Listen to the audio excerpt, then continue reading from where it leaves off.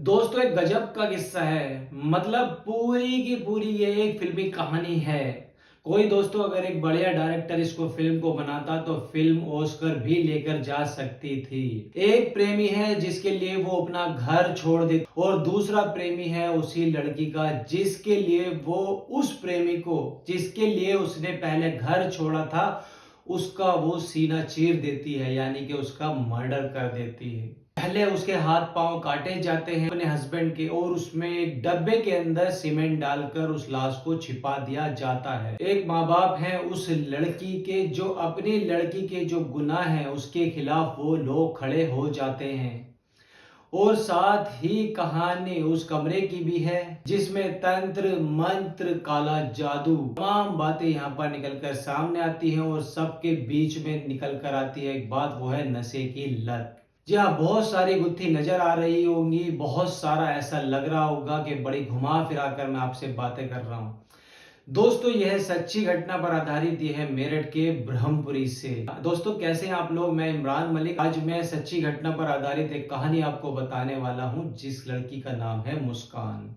मुस्कान रस्तोगी, जिसने अपने पति सौरभ राजपूत को मार डाला है। दोस्तों मारा ही नहीं है उसने, बल्कि 3 मार्च की रात, यानी कि आप उसको 4 मार्च कह लीजिए, अगर सुबह के 3 बजे देखेंगे तो कैलेंडर वाइज 4 मार्च भी कह सकते हैं।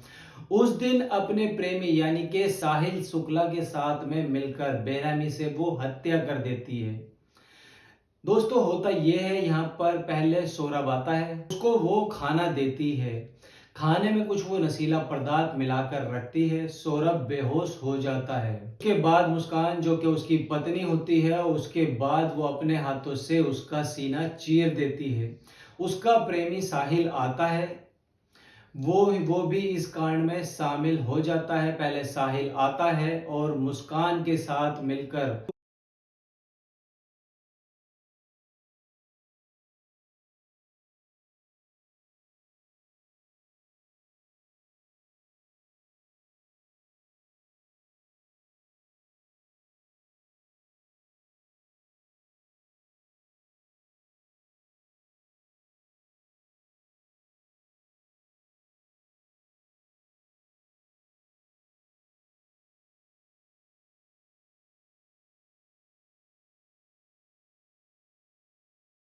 की एक कॉलोनी है ब्रह्मपुरी, जहां पर ये सब कांड करते हैं और वहां से निकलकर ये लोग हिमाचल की वादियों में घूमने निकल जाते हैं। हिमाचल के पहाड़ों पहाड़ों में शिमला के अंदर चले जाते हैं ताकि सब कुछ नॉर्मल रहे और मौज में रहे।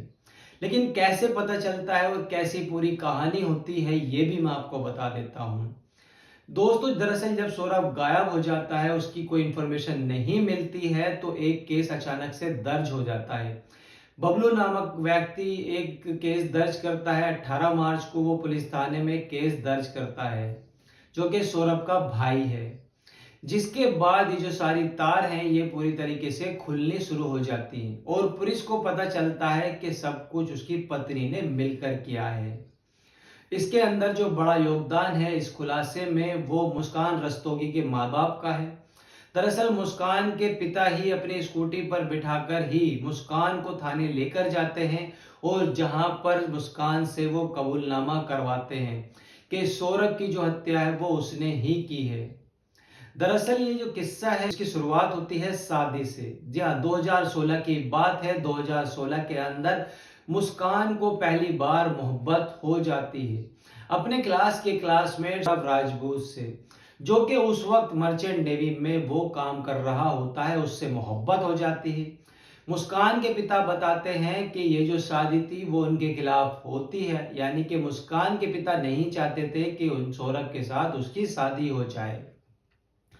लेकिन मुस्कान एक रात अपने परिवार को छोड़कर चली जाती है और ऐसी स्थिति में उनके पिता पूरी वो जायदाद से उसको मुस्कान को बेदखल कर देते हैं। इसके बाद स्थिति ये होती है कि मोहब्बत में अगर पिता की माने माने तो सौरभ जो है वो मुस्कान की मोहब्बत में इतना पागल था कि वो मर्चेंट नेवी की नौकरी छोड़ देता है। लेकिन वो लंदन चला जाता है और वहां पर वो एक बेकरी की जो शॉप होती है उसके अंदर वो काम करने लगता है लेबर का। और मेरठ का जो एक इलाका है ब्रह्मपुरी, वहां पर वो एक किराए का मकान लेते हैं। एक बेटी भी है 6 साल की जो मुस्कान के साथ रहती है। जब वो लंदन रहने लगता है जब तब इसी बीच में प्ले स्कूल में जहां जहां मुस्कान अपनी बेटी को लेकर जाती थी पढ़ाने, वहां उसकी मुलाकात होती है साहिल से। अब ये जो मुलाकात थी ये धीरे धीरे मोहब्बत में बदल जाती है। मोहब्बत के साथ शुरू होता है नशे का काम। दोस्तों, अगर मुस्कान के पिता की माने, अगर मुस्कान के परिवार की माने, जो साहिल है वो मुस्कान के जीवन के अंदर नशा लेकर आ जाता है। मुस्कान के पिता तो यहां तक बताते हैं कि सौरभ की जो हत्या है वो मोहब्बत नहीं है, वो बल्कि नशे का काम है। मुस्कान को भी ये लगता है कि अब जब सौरभ लंदन से लौट आया है, वापस आ चुका है, तब उसको नशा करने को नहीं मिलेगा, वो नशे से दूर हो जाएगी। और ऐसे में दोनों प्रेमी मिलकर उसकी हत्या का पूरा प्लान बनाते हैं। लंदन था सौरभ और यहाँ पर पीछे चल रही थी मोहब्बत, और जब सौरभ लौट कर वापस आता है तो तब प्लान बनता है नवंबर में कि अब इसको रास्ते से हटा दिया जाए। वो सौरभ अपनी बेटी को साथ मिलकर उसको मुस्कान के घर पर छोड़कर आ जाता है और उसके बाद साहिल और मुस्कान मिलकर प्लान बनाते हैं। सौरभ के खाने में नशीली गोली मिलाई जाती है, नशीला पदार्थ मिला दिया जाता है और जिसके बाद वो बेहोश हो जाता है और उसके बाद उसको मारा जाता है, उसको चीरा जाता है, उसके 3 टुकड़े करे जाते हैं और उसको ड्रम में भरा जाता है। और ये सब करने के बाद मुस्कान और उसको जो प्रेमी है साहिल, उसके साथ वो हिमाचल चली जाती है। बल्कि भागती नहीं है, बल्कि अपने साथ फोन भी लेकर जाती है। वहां से वो सौरभ के परिवार से बातचीत भी करती है, यानी कि सौरभ के फोन से सौरभ के परिवार से वो बातचीत करती है।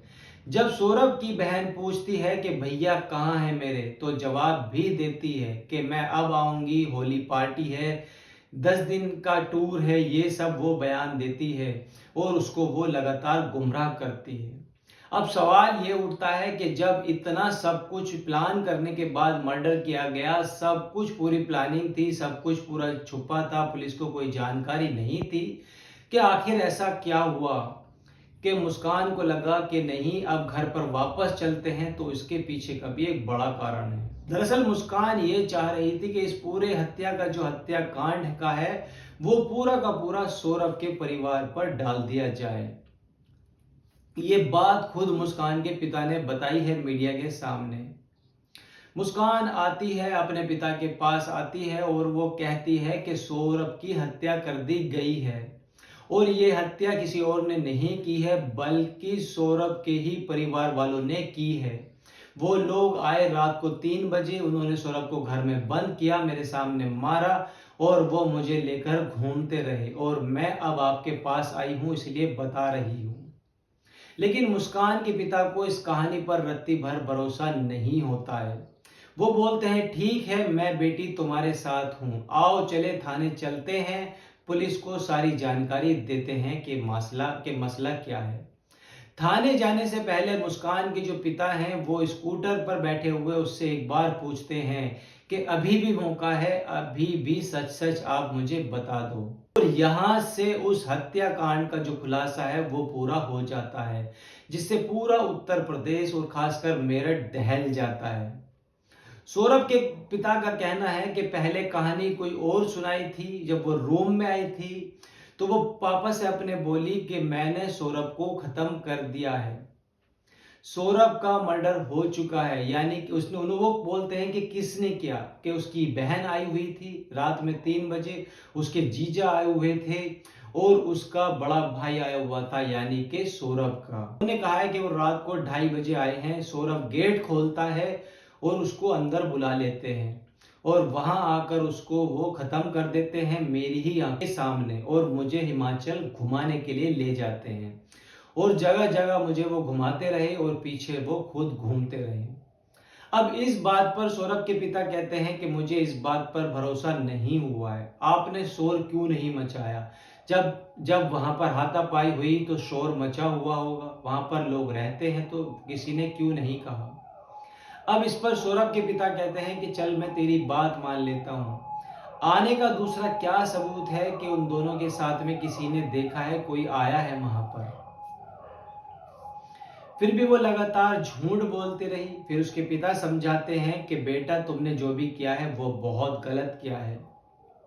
फिर उसके पिता का कहना है कि उसका माइंड चेंज हुआ। उन्होंने कहा है कि चलो उन्होंने करा है, आप मेरे साथ थाने लेकर चलो। बीच में उन्होंने स्कूटर रोका और अपने बेटी यानी कि मुस्कान से कहा कि तुमने जो ये किया है ये बहुत ज्यादा गलत है और मैं तुम्हारे ही साथ रहूंगा, तुम्हारा साथ नहीं छोड़ूंगा। तब जाकर वो मुस्कान सच बताती है। अब यहाँ पर सवाल बहुत सारे खड़े हो जाते हैं हत्या के। आखिर नशा इसकी सबसे बड़ी वजह थी, या एक सवाल ये भी है कि तंत्र मंत्र इसकी सबसे बड़ी वजह थी। दरअसल ये सवाल इसलिए भी उठ रहा है क्योंकि मुस्कान का जो प्रेमी साहिल, जिस कमरे में वो रहता था, उसकी तस्वीरें अगर आप देखेंगे तो आप अवशेष नजर आते हैं। एक तरफ कुछ काला जादू के तरीके भी आपको नजर आएंगे। एक ऐसा कमरा जो रहस्य में नजर आता है, उसके अंदर हो सकता है कि कुछ और भी हो रहा था नशे के साथ साथ, लेकिन इन सारी चीजों की भी बात हो रही थी। और जिस तरीके से ये कहा जा रहा है कि उसके लाश के टुकड़े काट कर हथेली और कुछ पार्ट्स काट कर अपने घर लेके जाता है, अपने रूम ले जाता है, तो क्या वो वहां पर कुछ तंत्र मंत्र कर रहा था? अब इन सारे सवालों का जवाब पुलिस तलाश रही है। मुस्कान तो बोल रही है लेकिन साहिल शांत है। हालांकि जब साहिल को कोर्ट में पेश किया जा रहा है तो वहां पर मौजूद पुलिस वालों ने उसको मारने की कोशिश भी की थी। इस मामले में जिस तरीके से ये कहानी उभर कर आई है, लोगों का एक तरीके से प्यार से भरोसा उठने लगा है।